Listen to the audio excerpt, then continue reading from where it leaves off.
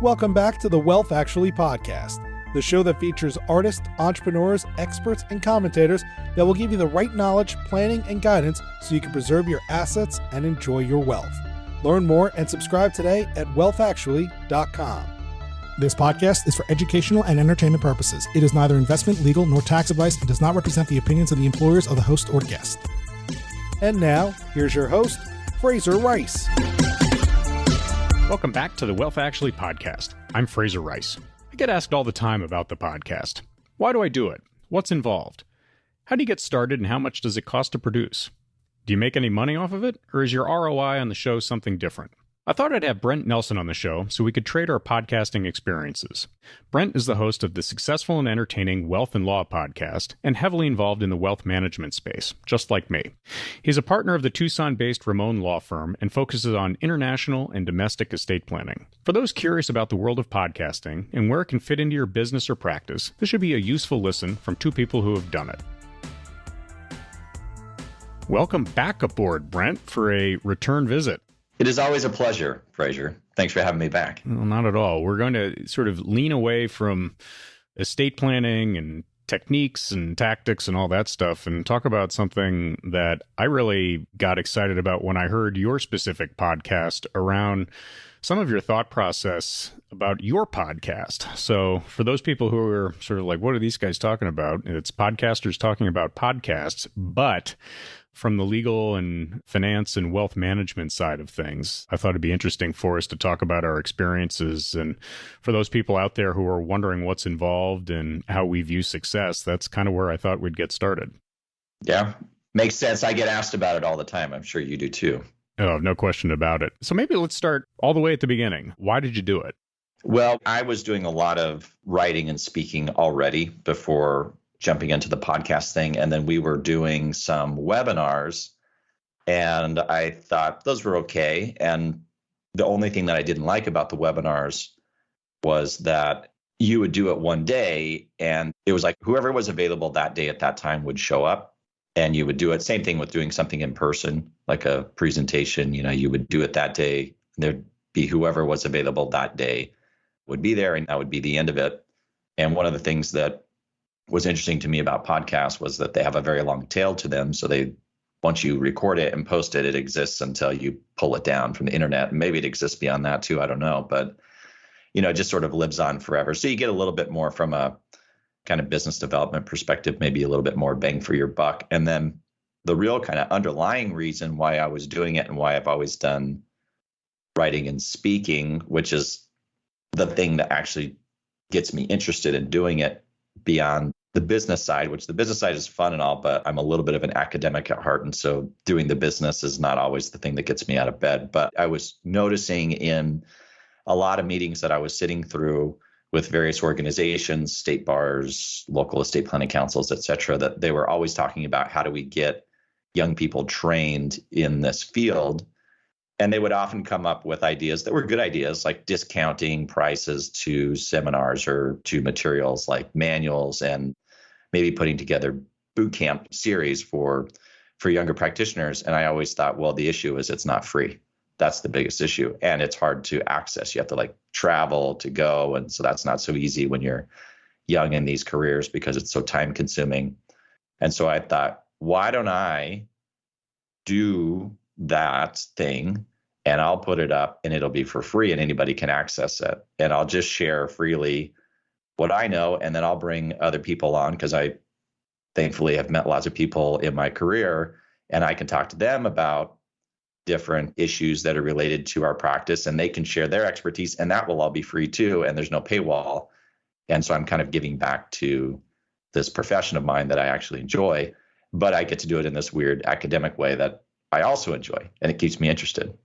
I tell people when I bring guests on, especially around sort of arcane topics, that it's a great way for me to keep my blade sharp. And, I may not be 100% expert in one thing, but hopefully if I talk to the right people and ask the right questions, I can get 85% of the way there. And then, I've expanded my network in a tangible way. And, I get to build off of their Rolodex too. I'm dating myself by using Rolodexes as opposed to Salesforce or something like that. But it's something I would normally do anyway. way. I started my podcast way back in time. I mean, it's going to be well over 5 years ago. And my first people I was talking to were people I were interested in fields completely away from law and wealth management. My first one was with an architecture critic and then someone who wrote crime novels. And it was my way to sort of scratch an itch of curiosity in various fields where, I would get, if I was bored with my day job, I would just sort of go out there. And I thought it was also useful to be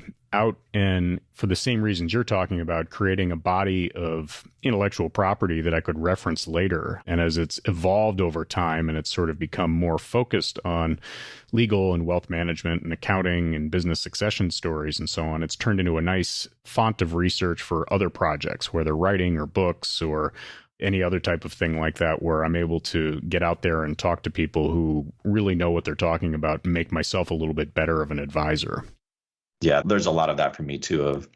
I, throughout my entire career, have learned a lot just by speaking with other people and even very informal conversations with other people, whether that was because they knew about something that I didn't. And so they were telling me because they were the expert on that topic. And I was lapping it up, just happy to learn from them and hear their thoughts. Or it was an opportunity for me to really flesh out and try out my own thoughts on a topic just through a normal casual conversation with somebody else. Because sometimes it's not something that I've necessarily thought through perfectly, but just talking it out with somebody else helps me to formulate my own ideas on it.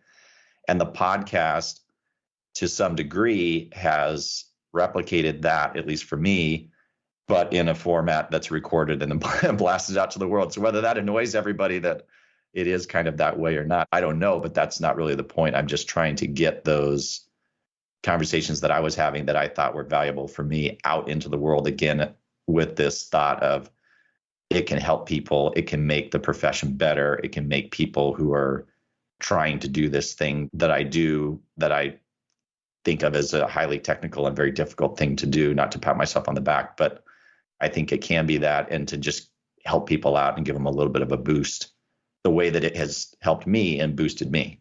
How did you get started? At what point you said, okay, the webinar part has its pluses and minuses, but the podcast part could address some of those minuses, and you go and make the decision to do it. How did you get started?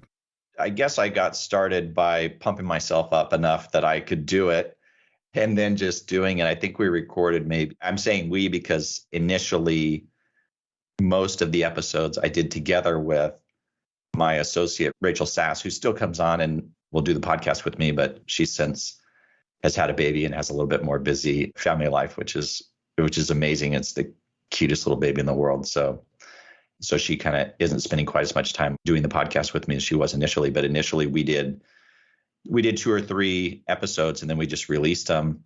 And it was a little bit scary. And I didn't really enjoy listening to myself talk. And it was a bit of a like, all right, here we go. I don't really know where this thing is going, but I had committed right up front, at least to myself, not like anybody cared. It's not like there's any listeners who ever really hold me to it, but I had at least committed to myself that I was going to do it once a week because I knew that I needed to have a frequency that would really push me. And I wanted to be able to build up, like you were talking about, a body of material where 1, you can reference it, 2, you can cover a lot of different topics, and 3, I also had in the back of my mind this perhaps incorrect idea that at some point, the way that people interact with professionals or professions and the way that they access information is just going to be more and more driven by technology. And that technology is going to be based off of the information that's available widely through open networks. And so you have to have, if you want to be noticed in that sort of an environment, you have to have a large enough body of work so that the technology knows that you exist, let alone the humans that you interact with in person. My origin story on this was a little bit different. Obviously, I was coming at it from addressing other intellectual interests. I got started, I've been told all the time, and I'd had a radio show in high school and did a little TV production in college, that, I've got this deep baritone voice and I should be using it for something. And I finally agreed with people. And I got started by going to a studio here in New York. I'm based in Manhattan, and learning from an engineer as to how that works. And this guy, Paul Ruist, who's a terrific person at Argo Studios, and they do a lot of work with NPR and Canadian Broadcasting and a whole bunch of podcasts that you've heard of. And it was a great way to get into a very professional setting. And I learned kind of what makes things work well and what good sound is like and sort of different technical aspects of it. The challenge for me was then, I started out sort of insisting that people show up and get interviewed in person so that the sound was perfect. And that created a problem, which was I had to not only deal with my schedule, I had to deal with the other person's schedule and making sure they got to the studio at the correct time. And then I had to make sure that the studio itself was available. So I had 3 schedules I had to manage, and that became cumbersome. The other part was that it ended up being a little bit too expensive per episode. And I wandered into the idea of getting better on the technology front personally. And I engaged Matthew Passy, who does all of the big finance podcasts. And I spent a little bit of money to sort of hear his process and have him help develop the workflow. And that helped me get a lot more efficient and get to that cadence discussion that you were talking about, which is you said you wanted to do it once a week. I have tried to commit to myself to doing it twice a week, which has its challenges at times, but that's sort of where I've settled into now.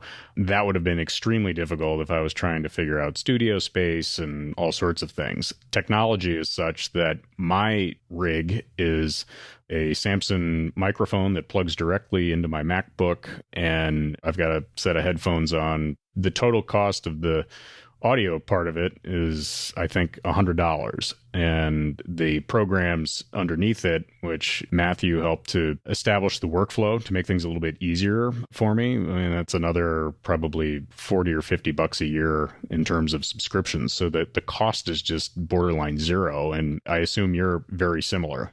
Similar, yeah. So, and my setup has basically not changed since I started, which is, that doesn't mean that that's a good thing. I'm not trying to suggest that anybody do everything the way that I have done it, but I got into it on the very practical side, the opposite of you. I just Googled how to do a podcast and tried to find the cheapest but somewhat legitimate ways to do it. So I have a Yeti Blue mic. I've always used a Yeti Blue mic just because that was on lists of mics that seemed to be good circa 2019 when I was searching for these things on Google.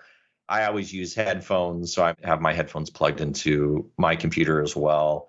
I just plug the mic directly into my computer. Basically, I don't have any sort of like EQ system or fancy stuff like that. I have never sprung for it. I just don't care enough. And then for virtual stuff, we typically will record using Teams, which is garbage. I mean, Teams is not a great program and the audio quality is not amazing, but I'm really just trying to capture the audio and not going for perfect, crisp audio quality. I set up a WordPress site early on. It's also garbage. It doesn't look nice. It has crappy graphics. The pages are clunky. And all of that is because the operator on the back end of it is me, and I know nothing about WordPress. I spent all my time on being a lawyer and zero of my time on learning how to write code for WordPress. And then I have a subscription with a group called Blueberry. That's where the actual podcast files live. And then from Blueberry, it gets linked to my WordPress site via a URL that I get from Blueberry once I upload the media. And then you just enter when you post something on WordPress, there's a little space where you can just drop in the URL to the podcast with the podcast plugins that WordPress has. And from there, it just launches everything out to all the aggregators. So then the only thing you have to really do is go and set up an account with the aggregators. So Apple, Spotify, Stitcher, Google Play. I'm trying to think what other one. There's Podbean, a handful of them in there. Yeah, one. Podbean, exactly. So you just set up an account once with those, and then it links to your podcast. And again, you get a URL from WordPress, for example, that links out to them. And all of that on the back end does all the work for me. I did it once in like 2020, early 2020, and I've never looked at it again. I don't even know if it's set up right. I just know that on my Apple podcast app and my Spotify app, the podcast and the episodes show up, so I'm good. That's all I really care about. But the practical reality is that the setup Like you're saying, the cost is very nominal. The mics are not that expensive to have a decent mic. And then the technology on the backside of it is cheap and rudimentary as you want it to be. I was going to say my rig is essentially the same as yours. I have a WordPress site. I have Blueberry, which does the hosting and the driving out to the iTunes and Spotify's of the world. I use Skype, which is really dating myself. It's like, having an AOL account, I guess, from a communications spine. Except it now has Chat GPT in its chat feature. Wonderful. Yeah, because it has Bing. I won't even need my voice anymore. I can just type it in and simulate it going forward. That's right. I'm actually looking forward to that, Frazer. I think that's going to improve your podcast substantially. Absolutely. Anything that takes it out of my brain is a good idea. And to be able to crowdsource it would be even better. But yeah, no, I mean, it's basically the same thing. The one thing that some people may be interested on the marketing side of things, I find the data that I get from Blueberry is, I'm not sure what it is. As far it breaks it down in terms of full downloads and then partial plays. And I've been somewhat disappointed with the data on it. I get probably about 1,000 downloads per episode, plus or minus. But I can't really tell where it's coming from or what it means beyond that. Have you looked under the hood of that at all? I have not, which may get to the practical realities of how to optimize using podcasts and monetizing podcasts. But I look at the data at a very high level. So on Blueberry, like you're saying, you can see how many downloads you got per episode, which is, it's nice. It's just good to look and see if people are listening. And then it'll tell you regionally and by major cities, metro areas, which is not all that helpful. It'll basically tell you like Southern California, like, okay, so 20 million people, somewhere within 20 million people, somebody listened to the podcast. So it doesn't drill down super tight into the populace. It doesn't tell you age demographics or anything like that I've seen. Or maybe I just don't pay for it and I don't get that data and I've never thought I needed it. So I haven't explored it. Apple will give you data as well. Once or twice in the last couple of years, I've looked and seen like the number of subscribers and things like that. But because I'm not using it to openly solicit sponsorship opportunities and things, it just really has not been something that I track very carefully, which again, if you're trying to monetize your podcast, do the opposite of what I'm saying right now. And I sort of park my car in that garage too. I sort of made the decision ahead of time, I'm not going to bother with advertising. This is there's a different ROI for me on it. But yeah, I mean, there's a real cottage industry around figuring out what the metrics are. And you're going to need that if you're going out and trying to solicit people to advertise. They're going to want to know how many and where they are and who they are and how old they are and those types of things. So that's on the wish list for me at some point, finding a 21-year-old who is really facile with this, who can kind of help me do that type of thing while I'm busy trying to keep rich people rich and out of trouble and do all the other things that I do professionally. That's on my wish list, is to sort of get the expertise in there to help me, in a sense, professionalize that a little bit, so that if I've sort of followed the if you build it, they will come model, then the ones that do come and listen to your show, that you have a chance to really understand what that is going forward. Right.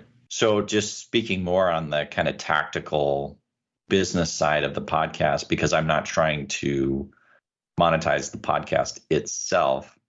And part of the reason why I haven't been trying to do that, and maybe similar for you, is like, I have a real job. I have a real job. Yep. Like a real law practice with people who work for me, and I'm in a big firm and I work with a bunch of other big firm lawyers. Like, I have a real job, and it's a job that thankfully I don't have to do for free. So I don't need to monetize the podcast the way that maybe somebody who really wants to make their podcast their business might need to monetize their podcast. So I'm not a creative in that way. But the podcast does fit into an overall business strategy, of course. It's not the business strategy for me, but it is part of the picture. And part of the podcast purpose in my overall strategy for having a thriving law practice is I want to make sure two things are true. Number one, that I can provide something that is valuable, that I can give something that's valuable to other people for free. And oftentimes that's people who I work with, who are referral sources for me, who are friends, who are associates. So I want to be able to give them something for free, be that just doing the podcast and having good content and then having them be able to listen to that, or having them on the podcast as guests and then kind of amplifying their voice and helping them out. So there's that element. The other element is that the podcast also gives me content to share in other contexts. So it gives me content to share across social media. So it helps me to kind of maintain those funnels and to maintain the information feed across social media platforms. The biggest ones for me are Twitter and LinkedIn. That's where I get the most engagement. LinkedIn is the best one for me as far as like reach and engagement. But you just have to, those algorithms feed off of what you feed it. You have to be putting in information unless you're a celebrity. But if you're a peon like me that nobody knows, you have to be feeding a lot of information into those funnels to get bang for your buck, so to speak. And the podcast gives me another way to do that. That is kind of high value and something that looks good, it does look professional. We try to make it look at least decent, even though the sound quality might not be perfect. But again, just to feed those tubes with information so that we continue to get noticed by the people that matter for our business. I was going to say, one of the things that I think we share a lot of similar attributes on that side. Twitter and LinkedIn are sort of my two big social media outlets. Instagram to a much lesser degree, but not unimportant. In terms of engaging with other guests and so on, I view it as a great way, as you say, to amplify, their voice on a platform, and that I can accomplish lots of different things with that. Selfishly speaking, if I don't have a particular piece of business to refer to somebody, but I want to maintain a relationship, that's a nice piece of candy for me to be able to hand out. And especially for people maybe of a certain vintage who aren't well-versed in social media or getting their name out there or something like that, it opens up a door or helps them open their eyes to something bigger and better out there in terms of getting their expertise out there. One of the other things that I think is interesting about the podcast platform is that I have discovered I like to write too. I've written a book, done all these other things. It's a very efficient way for me to not only gather research, but also to get the first draft of something done quickly, because the transcription capabilities that are out there now can turn audio into text very quickly. And oftentimes, and I'm sure I share this with lots of other people, getting what's in between the ears onto the page can be a much different and much more arduous and time-consuming process. I find myself when I have to make presentations, generally speaking, that, I'm recording them and using that as a way to generate text too. Have you had any experience with that, or do you go the other way and have it written down and then go to the audio form? Oh, I almost never write it down and then go to audio. The level of preparation per episode is like shamefully little for me. I typically just go straight into it. And there is a reason for that. That's not just me being flippant. It's because either I'm talking about something that I already know a lot about, or I've been reading a lot about, just because my profession is a bit of my own personal obsession. So I read about it a lot. Or I have a guest on who is the know-it-all on that topic, and I don't really have to do anything. I just have to ask them a couple of questions and then they'll talk about it. So I don't use it in that way specifically. However, to your point, and this is certainly true for me, oftentimes, like I was saying earlier, I'm trying to test out ideas, or I may be sort of fleshing out ideas as I go. And it's a good way for me to test out the ideas, to get the ideas kind of out of my head, because it may not be an idea that I'm willing to sit down and write a full-blown article on or a full-blown kind of white paper for a big presentation on. But I'd be willing to do a podcast on it just to get the idea out so I don't have to spend more of my life churning on it, which is what I'll do. I'll just churn on something. So it's super helpful from that perspective. But I'm like you, I still like to write, and I still do try to force myself to write. And I still do a lot of presenting for professional organizations, bar associations, et cetera. And one of the things that I think I've noticed about doing the podcast as it relates to that element of my career activity is, number one, I have always been of the opinion, but maybe it's even more strong now, that if you're doing a presentation for a group, you are the entertainment. And so you have to approach it that way. You have to approach it in a way of, what is the way that you do this that is the most entertaining for other people? And I can assure you that that is not to put up PowerPoint slides with 1,000 words on them. And so I've gotten to where my presentations are far more about the presentation and the words that I'm saying and the way that I'm saying it, and way less about the materials that I'm putting up on the screen, even if I write a big, hefty 40, 50 page outline on the topic. The actual presentation is a lot more about entertainment. And I've been of the opinion, which may be biased and skewed, but I've at least been of the opinion of myself that doing the podcast, like you were saying, kind of helps me to sharpen the knife on those kinds of skills, those sorts of presentation on the fly, on the spot kind of skills, which is basically what a podcast is. I couldn't agree more. I think I've become a much better presenter because I've had to be a producer and sort of understand hope I understand what the listening audience is going to A, want to hear, and B, be educated by, but then be engaged with for a period of time. And that gets me to the next thing, which is a question that I get asked all the time is, these seem pretty good. How long does it take you to do all of it? And I've sort of nestled it down into, I'd say each podcast for me from soup to nuts takes 5 hours. And so the first hour is getting the guest, writing down some notes, maybe an outline to sort of have an arc to the conversation so that it doesn't turn into this extemporaneous thing. Also to help the guest get organized and so that they don't wander off in their conversation. Although I like the wander off parts, but at least I can steer it back into a direction so that we don't go too far afield. So that's about an hour to sort of get ready and get everybody going. Then the recording takes, let's call it an hour. We'll end up recording for, somewhere short of that maybe, but that's how long that takes. Then the next hour is me taking the raw recording, which hopefully doesn't require too much of editing or anything like that, but getting it into a form where I delegate the editing out to Matt's group, because that's the one area where if left to my own devices, it wouldn't get done. And then the final 2 or 2.5 hours, which is something I desperately have to figure out how to delegate, is populating it.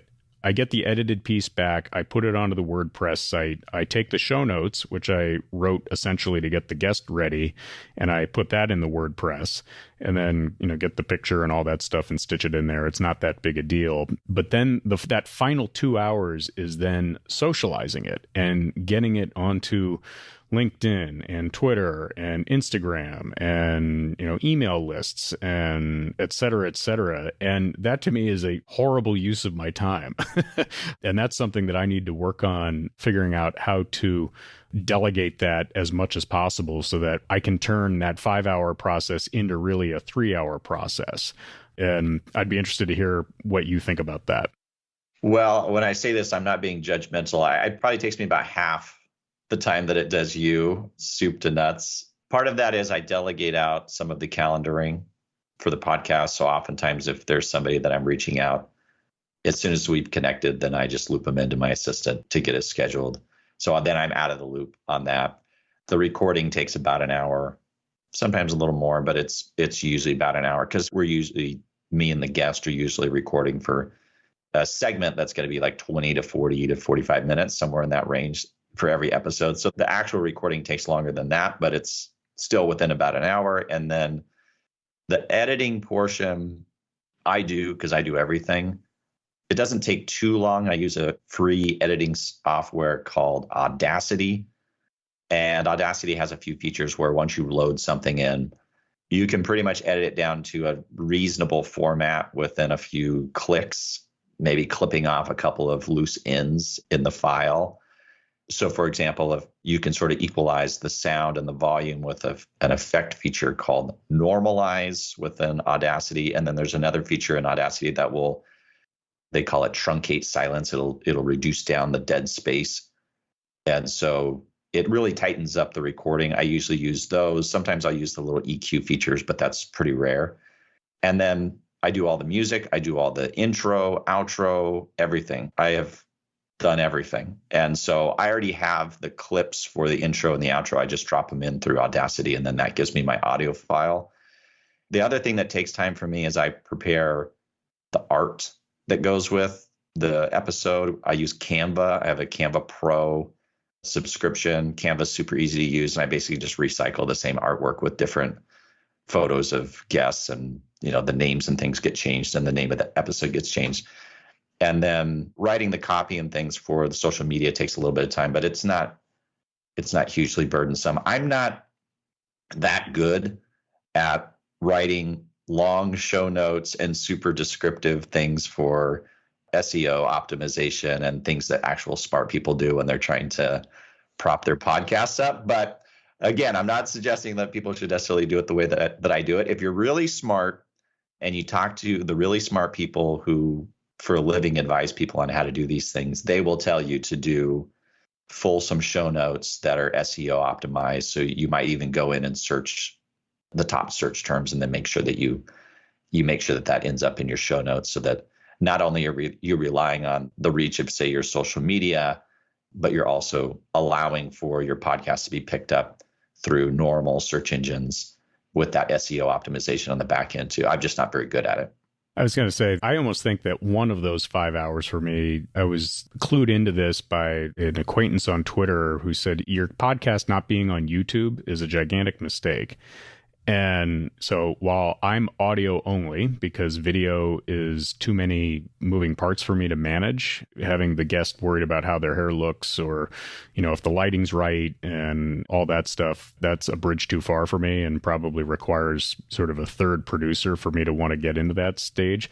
I did want to get started getting my YouTube channel, which was new upon hearing this, in place, and to just take sort of the audio format and YouTubing it is its own process. And that seems like something that should be push of a button once you've sort of established a template, and then you can drop the audio in and maybe add some words or text just to describe what it is. That's something I hope that the technologists out there can make more efficient going forward.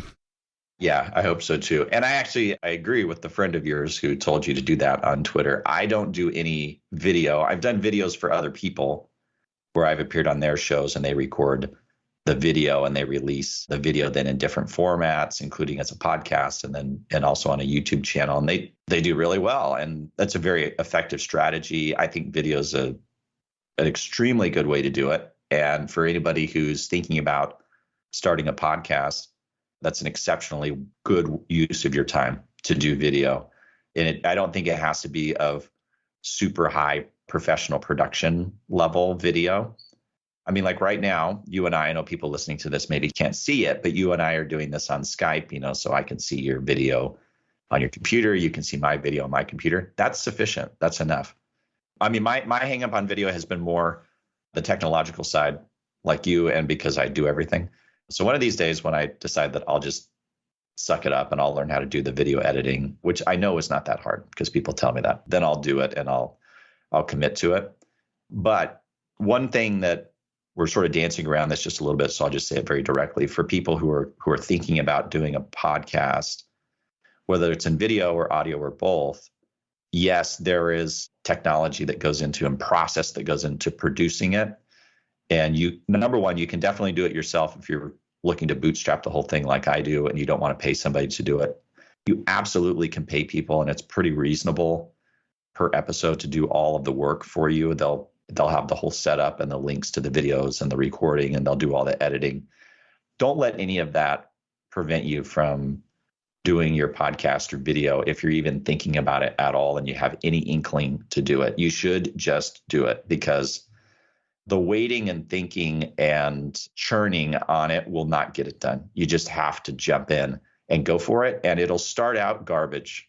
I promise. It will start out, you'll be nervous. You won't like the sound of your own voice. You'll feel nervous seeing that something is recording, but that'll pass after 2 or 3 episodes, and it'll start to get better.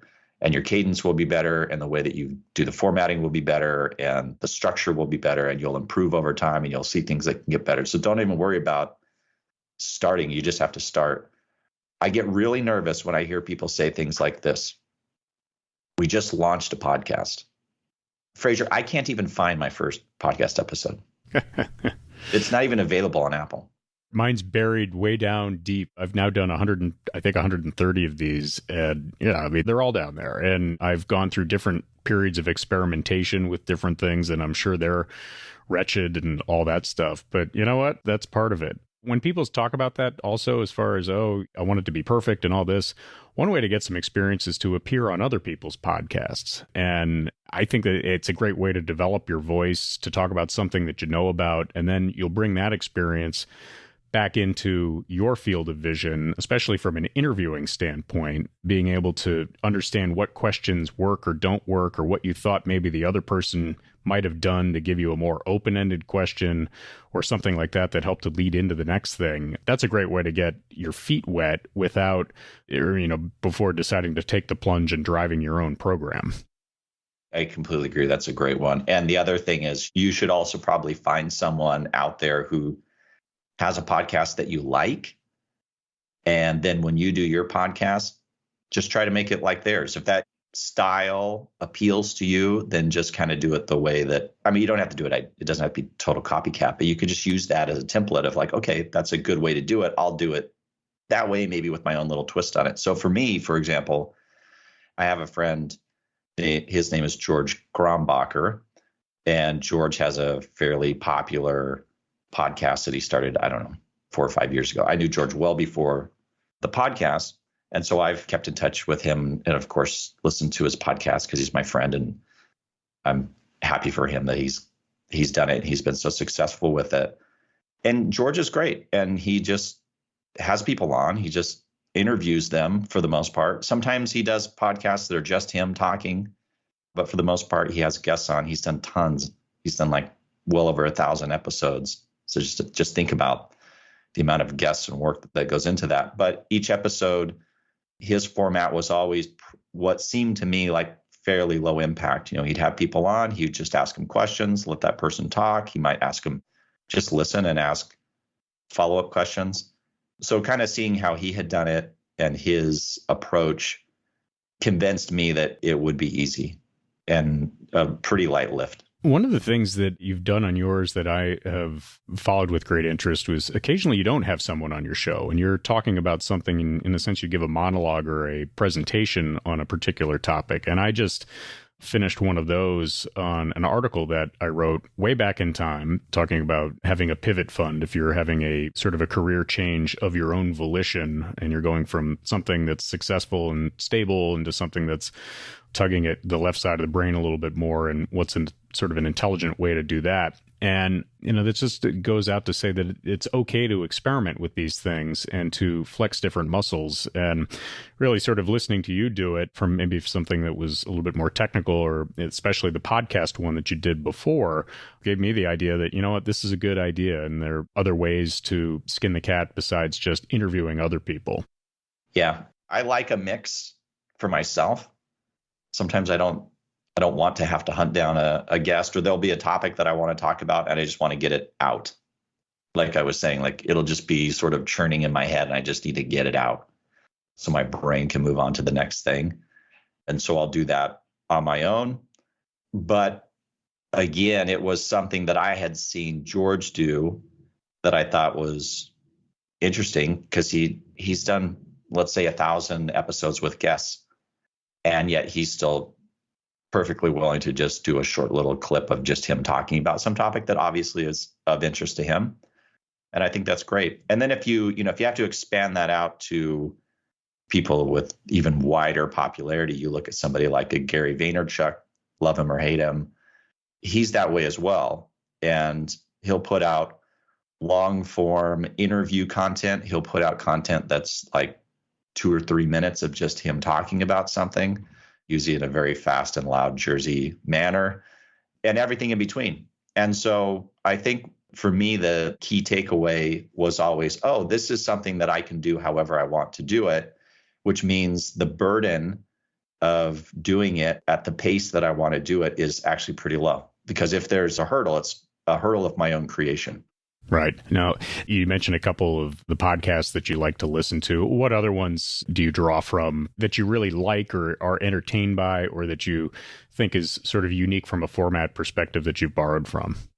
I don't listen to a ton of different podcasts. I listen to a couple of Spanish language ones because I like foreign languages. I listen to a BBC one in Russian that I like. And then I'm a huge fan and have been since the 90s of an English soccer team called Arsenal. And I listen to an Arsenal podcast called Arscast every year or every week. And then I like a podcast by Guy Kawasaki called Remarkable People, where he interviews all sorts of different people, usually academics or business people that have run and grown big businesses. And it's interesting. And other than that, it's pretty just like one episode here or there, not necessarily podcasts that I follow. I was going to say, from my end of things, it's often driven by the guest. I will listen to the occasional Joe Rogan if I hear, Quentin Tarantino's on it. And I was able to get through 3 hours of that all the way through immediately because I was riveted and interested in almost everything that was said. I'm a big Washington Commander fan, so I listened to John Keim, who is the ESPN reporter on it. I listen to that religiously. Locally here in New York, we have a reporter on New York One named Errol Lewis, who I find to be really nourishing from a political standpoint, New York politics, and then it bleeds into national politics. And I find him to be a straight shooter. And I really listen to him closely for his interviewing style. I mean, he's a journalist. And I think the way he asks questions is particularly interesting. And then I'm a big movie buff, and a friend of mine, Jason Silo, has a podcast called Full Cast and Crew. And I've been lucky enough to appear on that a couple of times, twice for James Bond movies and one for Halloween, the horror movie. And he has such an avuncular and interesting enthusiasm for the subject of movie making and TV and a sense of humor about it. And he's not really profit driven through it. He's doing it to establish a body of work that he can hand on to his daughter to tell her how he thinks about different movies. And I just love that. And I get, they go on for an hour depending on what it is. And I get so many different sort of factoids and trivia and just points of interest to it that I always try to find something with that to find ways to incorporate that into my broader show too. It's just something out there. It's interesting where you all take them from. And in many ways, I listen to the finance ones, and certainly the Ritholtz. They have a whole bunch of different programs that are all very interesting. And the O'Shaughnessy's have their too, which are great. But then I need to diversify that, or I get bored quickly and I need to hear more. Yeah, I'm similar. I'll listen to some of the finance ones too. Ritholtz is good. The Kitz's ones are good. I like, although she doesn't do so many podcasts, but Penny Phillips puts out a lot of interesting content to me because she's talking more about building financial planning practices and businesses. But a lot of the stuff that she talks about is it crosses lines into any sort of professional service. So sometimes I'll listen to her stuff depending on the topic. Yeah, there's so many podcasts out there that I would listen to if I had the time to just sit down and listen to podcasts all day long. It goes back to I have like a real job with a real law practice and real clients who pay real money for me to be available for them. So I don't have time to listen to everyone that I like. But I'm kind of like you, I'll sort of spot pick guests. And so if I see something that's interesting, I'll just sit down and listen to it. I always get something from it that I think helps me with my own podcast. One of the things that I think has helped me a little bit is to try to be a little open-minded about ideas and topics. I mean that in a little bit of a general sense. So I'll give you an example. So for example, a few years ago, I could not stand Tim Ferriss. I would see stuff that Tim Ferriss would put out. He'd be like, and these are the 8 things that I do every morning. I'm just like, Jesus, barf. What a joke. What a joke. I mean, nobody does that. That's a lie. These are the 15 things that I think about for success. Like, no, you don't. Nobody thinks about 15 things constantly every day. It's an impossibility. Why would you say that? But then I forced myself, partly because of my prejudice, to listen to him as a guest on some podcasts. And actually, I found him to be very, as a guest at least, to be very straightforward and open and honest about his thoughts on things. And so it's informed the way that I feel like I should be when I'm talking about topics on my own podcast or if I'm a guest on somebody else's podcast. So if they ask me a question about something, rather than maybe giving a little bit of a flowery answer, to just give them the very straight answer. And I think that's a good practice. It makes things a lot more efficient. A funny add-on to that, I tend to be a 1.5x listener, meaning I speed them up in many ways just to kind of get through them. So an hour podcast only takes 40 minutes or 45 minutes, and the ratio goes down from there. I met somebody who I hadn't had any interaction with, but had only heard him on 1.5x. And when I met him in person, I thought something was wrong. I thought he was talking much more slowly than I expected. And I said, geez, this is an odd thing, but it gets back to direct answers with great context and good storytelling around it, I think is what ultimately makes for winning content. Yeah, it's the answer the question and answer why.